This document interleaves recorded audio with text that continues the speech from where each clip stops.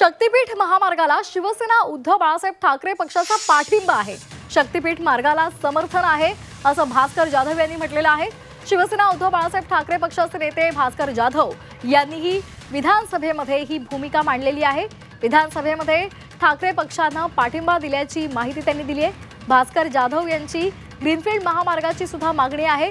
नागपूर ते गोवा दरम्यान प्रस्तावित शक्तीपीठ महामार्गाला समर्थन देत असल्याचं शिवसेना उद्धव बाळासाहेब ठाकरे पक्षाचे नेते भास्कर जाधव यांनी म्हटले। तशी भूमिका त्यांनी विधानसभेमध्ये मांडलेली आहे। भास्कर जाधव यांनी राज्यपालांच्या अभिभाषणावरील चर्चेदरम्यान शक्तीपीठ महामार्गाला समर्थन दिले। सरकारने शक्तीपीठ रस्ता तयार करायचा निर्णय घेतलाय नागपूर ते गोवा।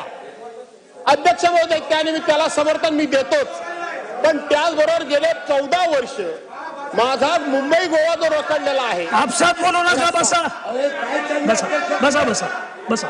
मुंबई गोवा त्याचाही विचार व्हावा।